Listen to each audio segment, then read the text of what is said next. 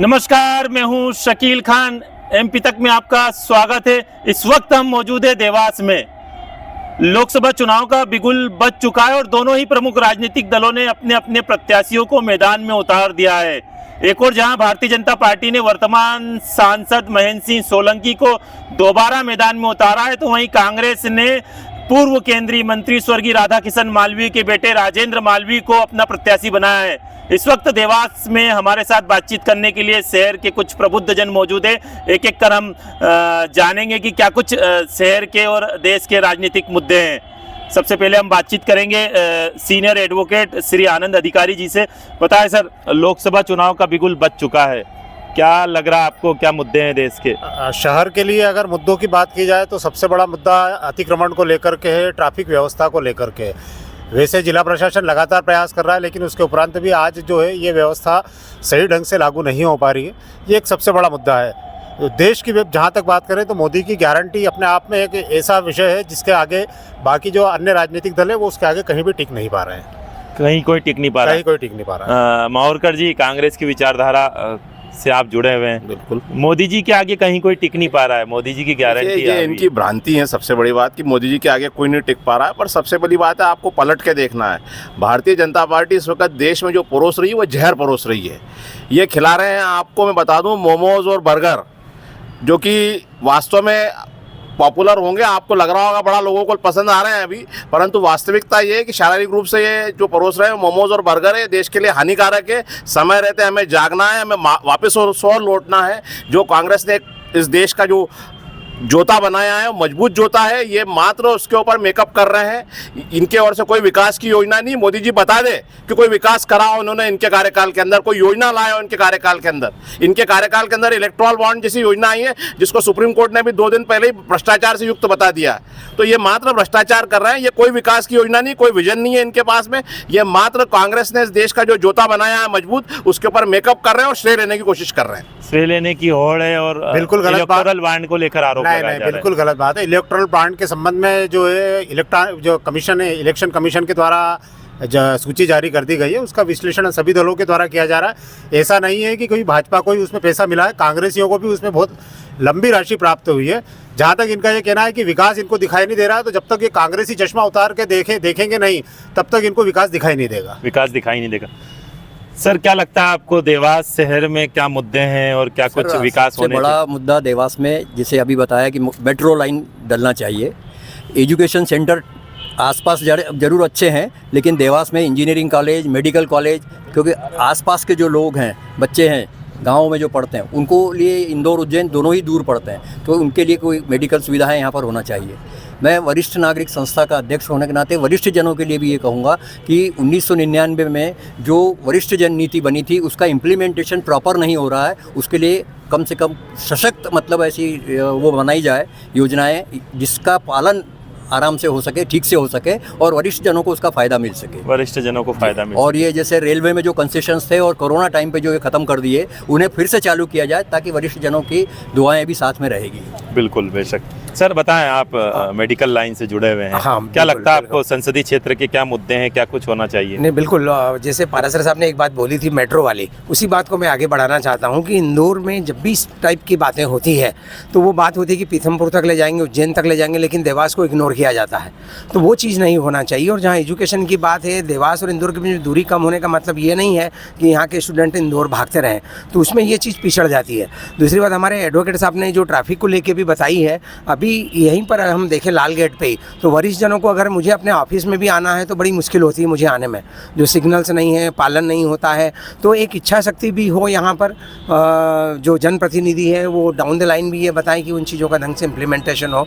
तो इन चीज़ों को अगर करेंगे तो बहुत ही अच्छा रहेगा सिटी के विकास के लिए। अभी तक क्या कुछ लग रहा है आपको, संसदीय क्षेत्र में जो विकास काम होने थे, क्या कुछ होने चाहिए या नहीं? अभी तक जो कुछ हुआ है और जो सेंट्रल लीडरशिप के अंदर हुआ है, जो स्टेट की लीडरशिप के अंदर हुआ, उससे हम बिल्कुल संतुष्ट हैं। और यही मोमेंटम, यही गति जो है वो आगे निरंतर होना चाहिए। और उसके लिए ज़रूरी है कि जो प्रेजेंट मोदी जी जो हैं उनको हम चुन के लाएँ। एक बार फिर मोदी जी, अब की बार फिर मोदी जी की सरकार, ये मैं कहना चाहूँगा। आखिर क्यों?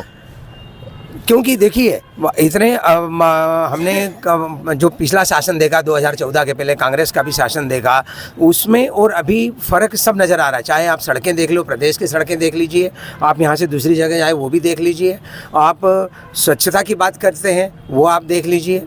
तो ये सब चीज़ें जो पहले नहीं थी, जो हमें दिख रही हैं, तो इस कारण ऐसा लग रहा है कि जो मौजूदा चीज़ है, जो लोग करते आ रहे हैं, उन्हीं प्रतिनिधियों को हमने चुन के आगे लाना चाहिए। क्या लग रहा है आपको सर, यानी कैंडिडेट नहीं, मोदी जी के चेहरे पे वोट डलेगा आपकी बात? मोदी जी के चेहरे पे वोट से डलेगा। मोदी जी की एक गारंटी हो रही है। मोदी जी ऐसा है कि जिस काम का वो शिलान्यास करते हैं उसका इम्प्लीमेंटेशन करके वो उसी को उद्घाटन भी वही करने आते हैं। ऐसा नहीं है कि आज मैंने शिलान्यास कर दिया और बाद में कभी कुछ होता रहेगा। ये एक बहुत बड़ी पॉजिटिव पॉइंट है मोदी जी के बारे में, जिसने आम जन के, आम वोटर के बीच में एक विश्वास पैदा किया। हाँ जी। आंटी, क्या लग रहा है आपको, लोकसभा चुनाव बेहद नजदीक है? इस बार भी मोदी जी को ही आना चाहिए। और जहाँ अभी भाई साहब ने बोला है कि बच्चों की पढ़ाई वढ़ाई के लिए मेडिकल कॉलेज, इंजीनियरिंग कॉलेज होना चाहिए, वो भी मैं चाहती हूँ। और ये भी इच्छा है मेरी कि छोटे बच्चों के स्वास्थ्य के लिए कुछ कार्य करें। छोटे बच्चों को लेकर, हाँ, स्वास्थ्य को लेकर, स्वास्थ्य के लिए और उनकी पढ़ाई के लिए कुछ योजनाएं बने और उस पर कार्य हो। आप बताएं सर, क्या कहना है आपका? बस वो यही आना चाहिए। सरकार अभी जो काम अच्छे चल रहा है इनके, अच्छा काम कर रही है सरकार। हाँ, सरकार अच्छे काम कर रही है। अच्छा, अभी तो दोनों ही दलों ने अपने प्रत्याशी देवास में उतार दिए लोकसभा चुनाव में। शुरू से चल रही है दो प्रत्याशी तो। अच्छा, एक तो जीतेगा ही जीतेगा। हाँ, लेकिन कौन अब की बार कौन जो अच्छा काम करेगा वो जीतेगा। क्या लग रहा है, मोदी जी की गारंटी चलेगी? देखो अभी तो चल रही है मोदी जी की गारंटी कि वोट किसे ध्यान में रखकर दिया जाएगा? विकास को। ठीक है, आप बताएं, आप युवा है, संसदीय क्षेत्र के क्या कुछ मुद्दे हैं, क्या विकास काम होने थे, क्या रुके हुए, संसदीय क्या होने क्षेत्र में चाहिए? जो प्रतिनिधित्व हमें मिलना चाहिए, देवास संसदीय क्षेत्र से प्रतिनिधि के रूप में पूर्व पहले प्रकाश चंद्र सेठी जैसा एक नाम देश में ख्याति प्राप्त कर चुका है, ऐसे संसदीय क्षेत्र को आज सांसद ने अपनी कोई पहचान नहीं बना रखी है।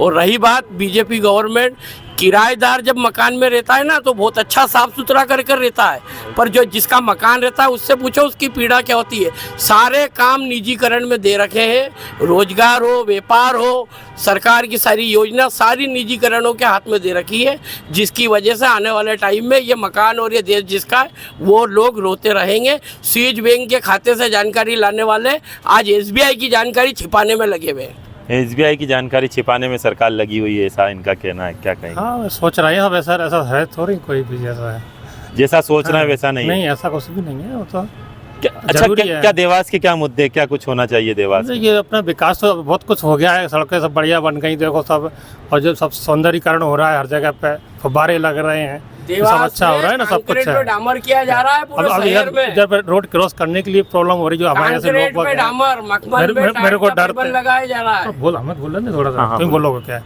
अब यहाँ पे कुछ झूले प्रकार के लगा दी जाए बाहर क्रॉस करने के लिए, रोड क्रॉस करने में दिक्कत आ रही है। तो कितने लोग लपेड़े में आ जाते हैं, एक्सीडेंट हो जाते हैं कई तरीके। तो पहली बात तो जगह जगह जमघट लगा रहता है मैजिकों का, इनकी यातायात व्यवस्था पूरी गड़बड़ है, तरह से उनको व्यवस्था ही नहीं हो पा रही। बड़ी बड़ी घोषणाएं हो जाती, होता कुछ भी नहीं है। फिर वही काम हो जाता है, आज हटाए सामान, कल फिर रख के बैठ के वहीं पे जाके चलना मुश्किल पड़ जाएगा आपको, स्कूटर से लेके भी। कार की तो बहुत बड़ी बात है, जहाँ देखो वहाँ कारें इकट्ठी हो रही है हर जगह। फिर सड़क के बाद सही नहीं है। फिर जनप्रतिनिधियों को यातायात व्यवस्था करना जरूरी है। और पढ़ाई लिखाई के लिए क्वालिटी अच्छी रहनी चाहिए स्कूल में। स्कूल तो खोल दो, क्वालिटी कुछ सही नहीं है उसके अंदर, टीचर हिसाब से नहीं भरे जा रहे। पहले तो लड़के इकट्ठे हुए क्यों स्कूल में, फिर तो पढ़ाई कुछ नहीं हो रही वहाँ पे, पढ़ाई नहीं हो रही। सर, आप शिक्षा के क्षेत्र से जुड़े हुए हैं, शिक्षा की व्यवस्था को लेकर सवाल खड़े हो रहे हैं, क्या कहना है? बस शिक्षा की व्यवस्था देवास में जीरो के हिसाब से ही है सही माने में, क्योंकि बच्चों को ट्यूशन के लिए इंदौर जाना पड़ता है, कोचिंग के लिए इंदौर जाना पड़ता है, पूरा हब मतलब इंदौर है। दूसरा, एक चीज़ के लिए मैं सांसद जी को धन्यवाद दूंगा कि उस दिन मतलब नई दुनिया वाले कार्यक्रम में हमने उन्हें एक मुद्दा दिया था मेट्रो वाला, वो उन्होंने अपने 5 साल के कार्यक्रम में उसको लॉन्च किया है। 5 साल में उसके पूर्व या उस पीरियड में मतलब देवास को मेट्रो की सौगात दी जाएगी। हम इसके लिए हमारी वरिष्ठ नागरिक संस्था कर्मचारियों की ओर से मैं उनका हार्दिक अभिवादन करता हूँ इस बिंदु को उनके लेने के लिए, ताकि उससे क्या है कि एक सुगमता बनेगी आने जाने के लिए, कर्मचारी को बनेगी, हमारे बच्चे जो वहाँ पढ़ने जाते हैं इंदौर उनको सुगमता बनेगी।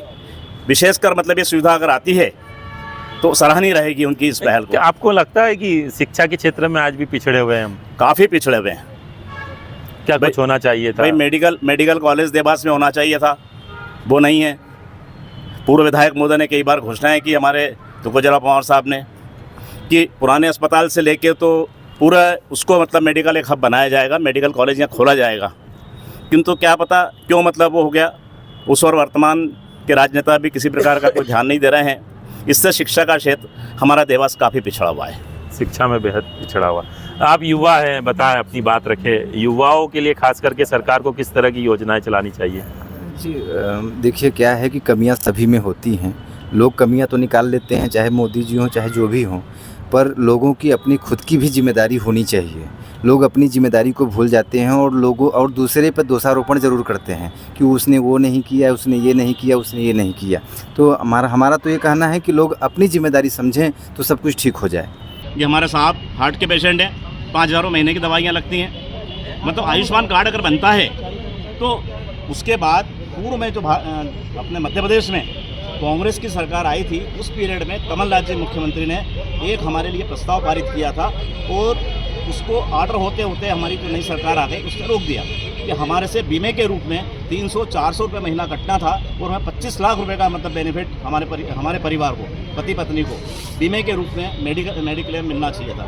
सरकार से पुनः हमारा यह मांगे कि हमारे पूरे पेंशनरों को और वरिष्ठ जनों को इस आयुष्मान कार्ड का लाभ दिया जाए, जो कि कहना नहीं चाहिए कि अगर आयुष्मान कार्ड का लाभ सही मायने में सरकार अगर उसको देखती है तो 6-6 मंजिल बिल्डिंग है, उनके पूरे परिवार को मतलब इसके नीचे 4-4, 6-6 गाड़ियाँ खड़ी हैं। सीनियर सिटीजन को लाभ मिलना चाहिए। सीनियर सिटीजन प्लस कर्मचारियों को, पेंशनर्स को भी जो रेगुलर कर्मचारी काम कर रहा है, विशेषकर क्लास 3, क्लास 4 कर्मचारी। भाई अधिकारी मैनेज कर लेता है, भाई उसको 10 लाख रुपये तनख्वाह मिल रही है, 5 लाख रुपये तनख्वाह मिल रही है। आज उसको बेचारे को 20,000 महीना तनख्वाह है। क्लास 4 के कर्मचारी को, क्लास 3 का कर्मचारी है उसको 40,000 रुपये तनख्वाह मिल रही है। तो कम से कैसे बेचारा अपना वो करेगा।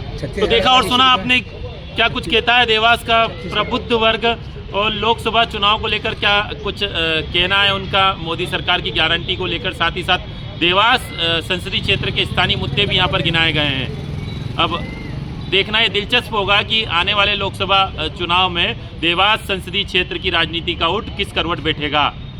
शकील खान, MP तक देवास। और मध्य प्रदेश से जुड़ी तमाम बड़ी खबरें देखने के लिए बने रहिए MP तक के साथ।